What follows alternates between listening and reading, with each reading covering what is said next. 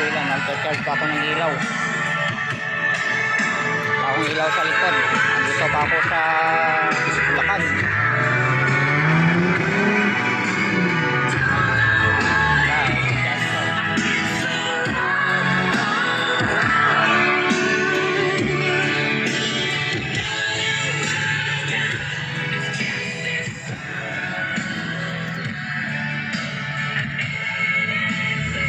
Mahirap umuwi ng wala kang ilaw sa likod.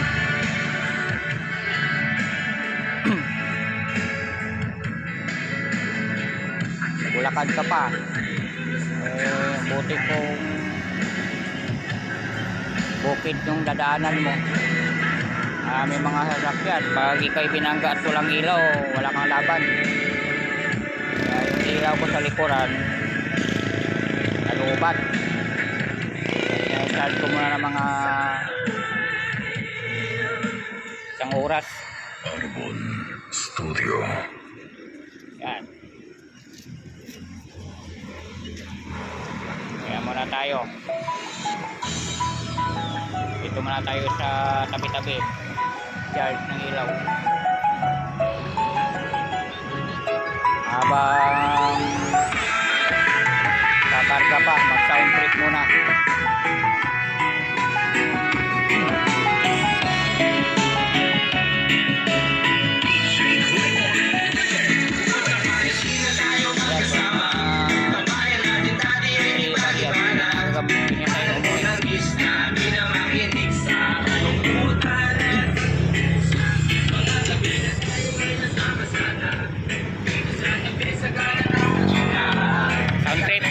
Habang nagcha-charge ng pilay.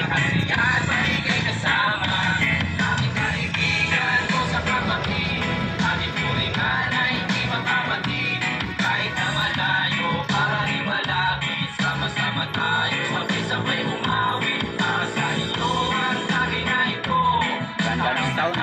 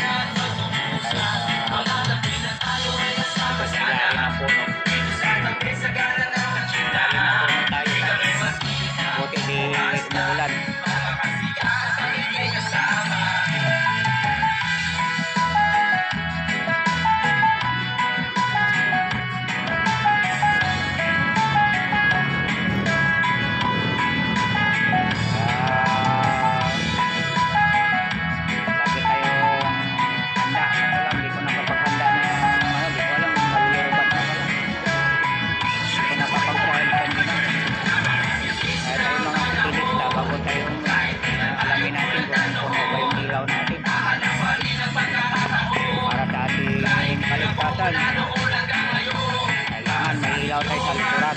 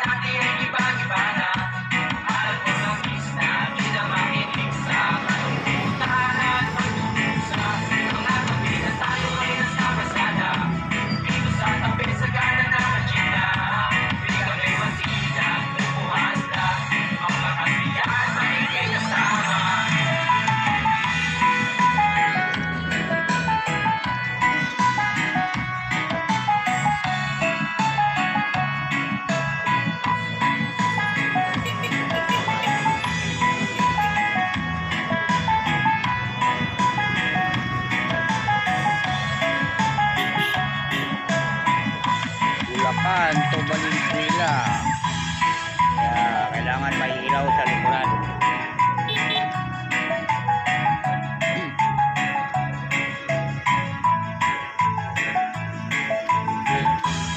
ating mga kababayan, mga sakelista at mga rider at mga motorista.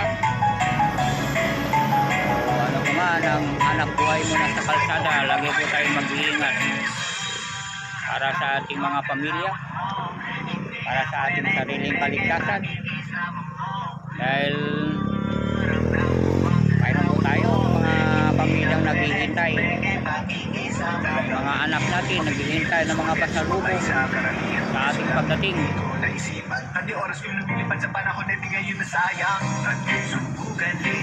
Kaya wag po tayo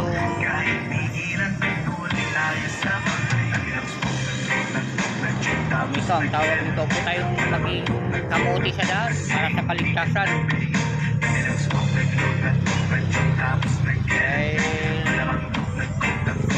Yung kasi nangyari ng mga aksidente kung mayabang ka sa kalsada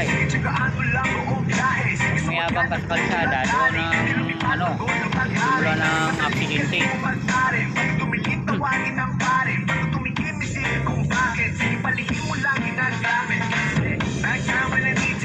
Naman mga buhay natin hindi mga immortal, kaya dapat pahalagahan. Maangas at mayabang sa kalsada, hindi sa kaligtasan sa ating mga sarili yan. Buhay ang mahalaga. Pag sa kalsada ka, huwag maging kamuti. Ingatan mo yung sarili mo at may malasakit ka sa kapwa. Yan ang magandang pagmalaki mo sa sarili mo. Ligtas ka makauwi.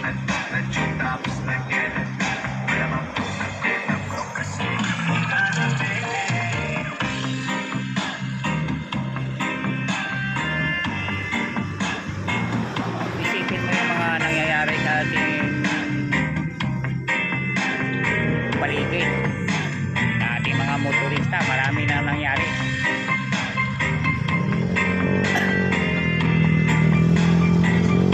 Sa mga mayayabang, isipin mo yung Rodríguez Antipolo.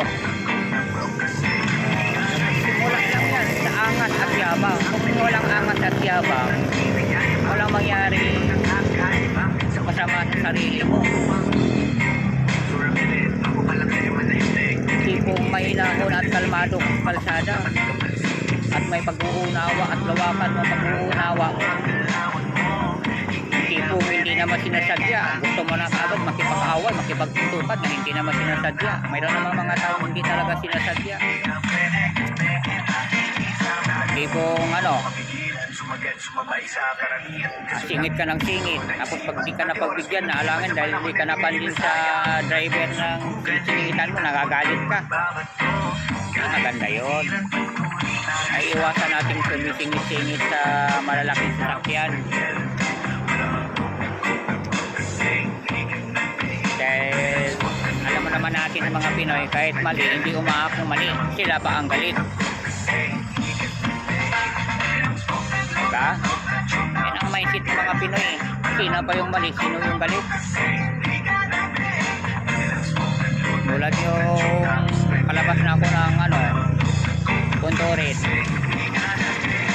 Oh, naka-uniform pa yan ha. Naka-uniform yan.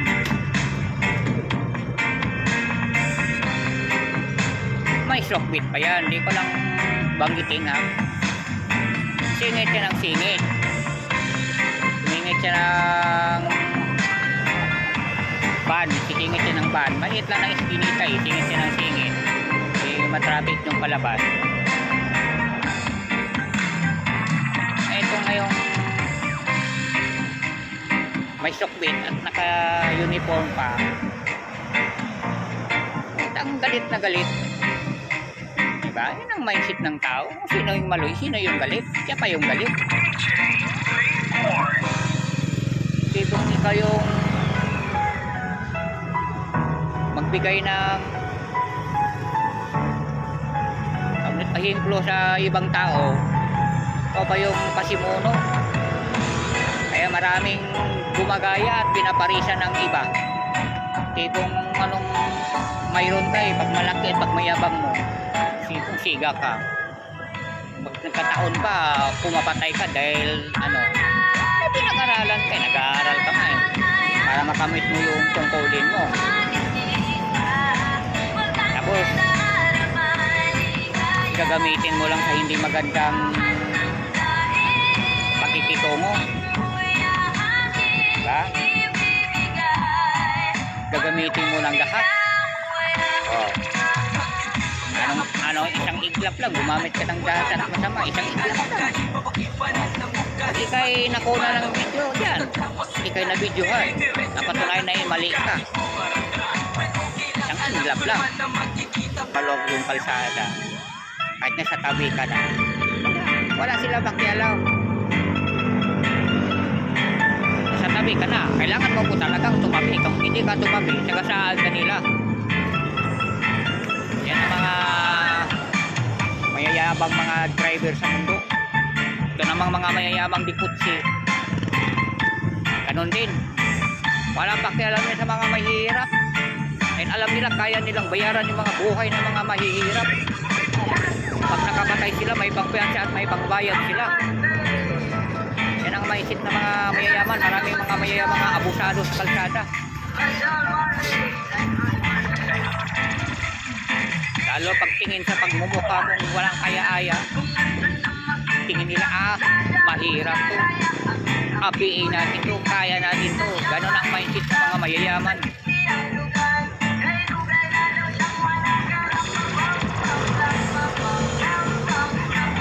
Eh, maraming halos araw-araw mayroong aksidente dahil sa mga barubal. Dahil walang barubal at pabayan sa mga kalsada, walang nangyaring aksidente, walang nangyaring nadadamay mga inosenteng tao sa Pilipinas. Sila nadadamay dahil sa mga pabaya.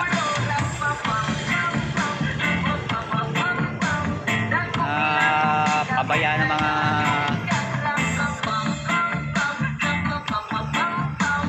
pabaya, mga hinupak mga yan.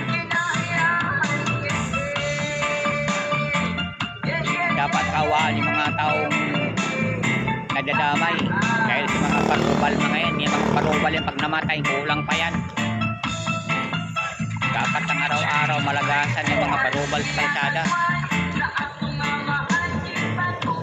Napakialam sa buhay ng iba yan eh. Diba? Napakialam sa buhay ng iba yan. Buhay nga nila, hindi nila iniingatan. Di buhay pa kaya ng iba. Buhay pa ng iba. Yung iba nga, wala sila pakialam. Buhay pa kaya nila. Kaya mga parubal sa lansangan mga yan. Kaya oras pag na-aksidente mga yan, talagang may paglalagyan. Kawawa dyan yung mga nadadamay. Yung mga inosenteng taong naghanap buhay at nag-iingat. Yun ang mga kawawa.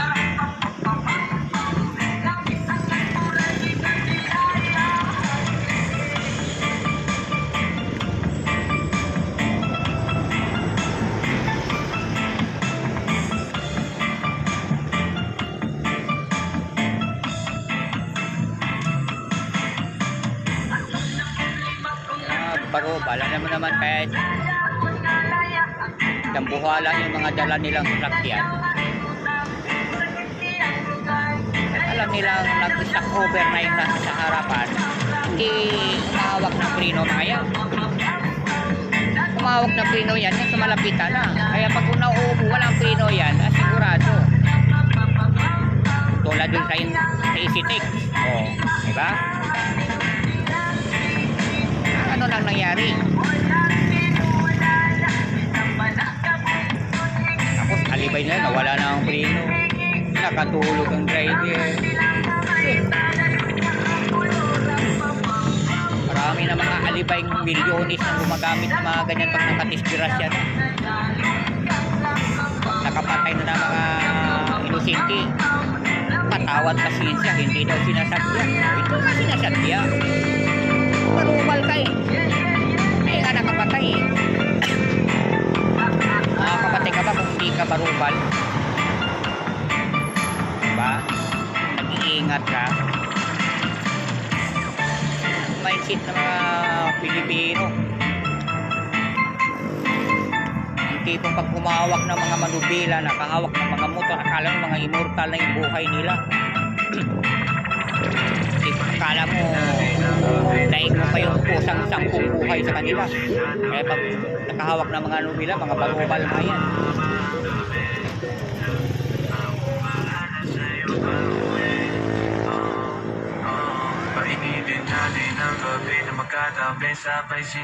Yan ko ba yung mga Pinoy, mga materialistic talaga.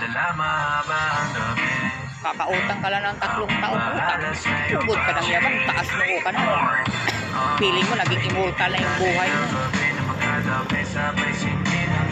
Pa naman yung mga ganyan, kunting kaluskos ng mga ngayon. Lalo na pag nagkasgasan yan, kahit sila may kasalanan, ano sasabihin sa'yo? Pag tingin mong mahirap ka, may pangbayad ka. Ilan ka sa may 3 taong utang ko, may pangbayad ka. Gusto mo palayin kita. Yan ang mindset at mga balik-balag na rin ating mundo. Yan ang mga mindset ng Pinoy.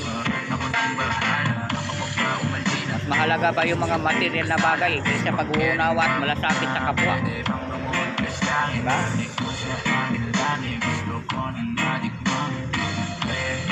Balik ta rin naman ang mundo. Yan talaga mga mindset ng kali ng mga Pinoy feeling famous na pag nakahulugan ng 3 taong utang. Tipong pati sarili na nakakalimutan ng ingatan. Diba? Nakakatawa.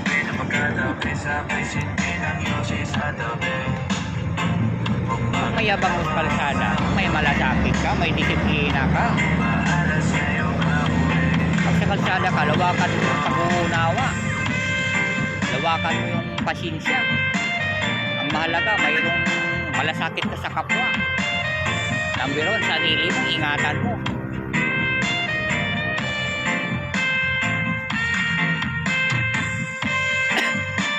Kaya, minsan, kumukulo talagang dugo ko sa mga ganyan.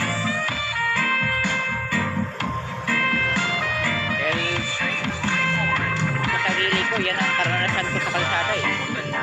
Yan ang nakikita ko sa kanila eh.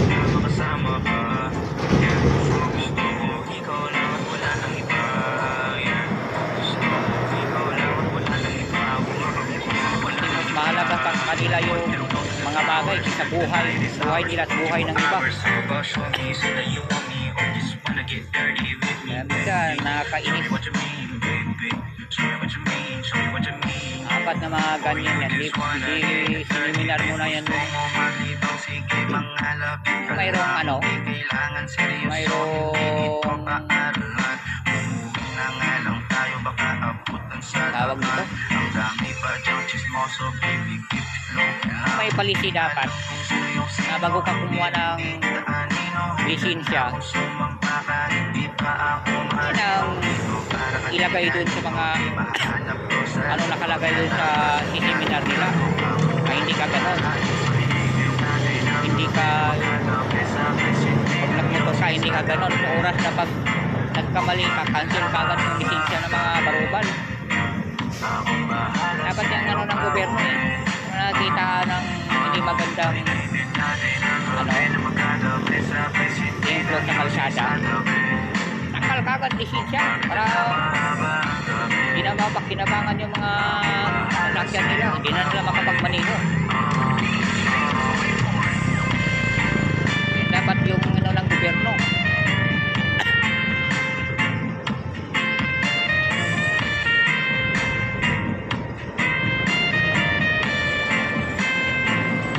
Nangyari kay ano yung bago ngayon, trending sa social media, trending sa Facebook. Ito vlogger, babae, mali na nga, namamagyo ka. Alam mo, pag gumamit ka ng dirty finger, napakadelikado yan. Ako, hindi magandang ano yan, hindi magandang ipakita mo sa kapwa eh. Kahit ikaw na sa tama, kahit silang mali, hindi mo pa rin magandang gawing gumamit ka ng dirty finger.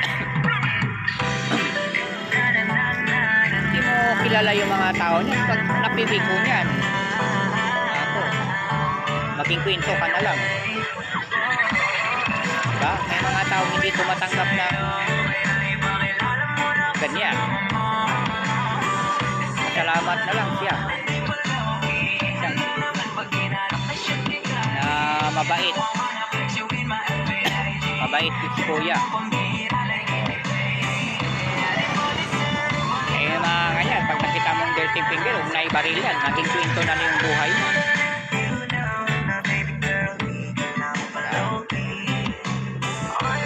Kapag gumamit ng dirty finger sa kapwa mo, kausapin mo kung mayroong pagkakamali. Diba? Kung ikaw sa tingin mo sa tama ka, kausapin mo yung tao nang mahina mo na hindi ito maganda. Walang problema. Relax ka. Hindi mo paliwanag kung mali ka po. Na next time, huwag na po natin ulitin ang ganyan. Diba? Sino bang taong makipag-away at makipagsuntukan kung gano'n yung makikitungan mo sa kapwa? Hindi yung minsan hindi naman sinasadya ng iba, nakakamali. Lahat naman hindi perfecto eh. Tingin mo nasa tama ka, ang galit ka na. Naghahamon ka ng suntukan. Hindi maganda yan.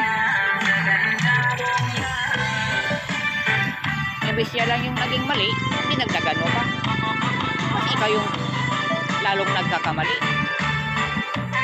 Eh, pagkakamaling simple na pwede na mapag-usapan at pwedeng itama na sumapang palakihin. Ang hirap na mga Pinoy. Kaya tayo mga Pinoy, tayo mga motorista, huwag nating pairalin yung mga pride natin at yabang. Sa mali ka man o sa tama, sa mali ka mapakumbaba ka. Ngayon ang iba, huwag mong sindakin. Kahit mali sila, huwag mong sindakin. Paintindihin mo. Paliwanag mo. Yung sindakin mo, hamunin mo. Hamunin mo na makipagsuntukan kagad. Maganda yan.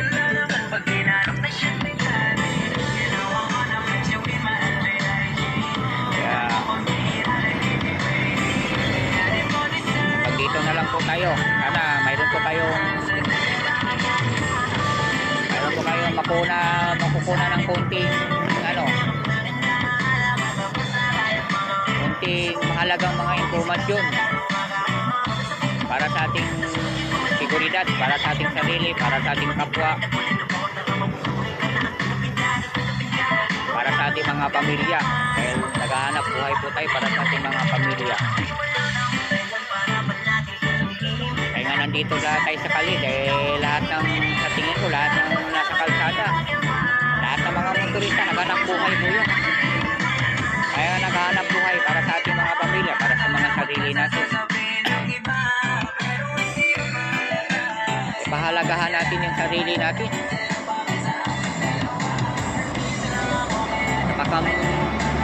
Bukod sa sarili natin, kapwa. Hindi kung may malasakit ka, yan ang magandang ipagmalaki mo. May malasakit ka, pag malaki mo sa kapwa, may malasakit ka, may disiplina ka, hindi yung ikaw yung santi ng aksidente. Diba? Ang pagmalaki mo sa kalsada, huwag yung sanayin na yung pagmalaki ng mga yabang at pride sa mga sarili at tapang. Dahil lahat talaga yan, hindi magandang kakalabasan.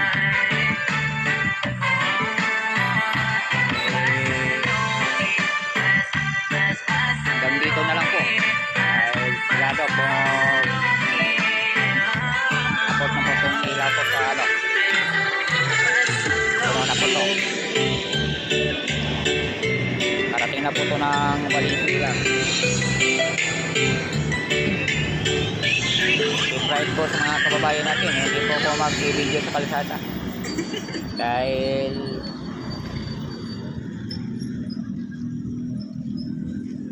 ano, paggabi maraming mga masasamang elementong pag-alagala, gusto naghanap ng sisimani sa kalsada. Kalat lang iba, gusto isimani sa kalsada mo yan. Akala mo lahat ng mga motorista yan, yung iba dyan, mga isimani lang yan. Mga malalaki yung katawan, pero hindi nagbalat ng mga buto yan. Kaya pagdating sa gabi, doble ingat. Pati sa mga pag-uwi, sa pagmamaniho.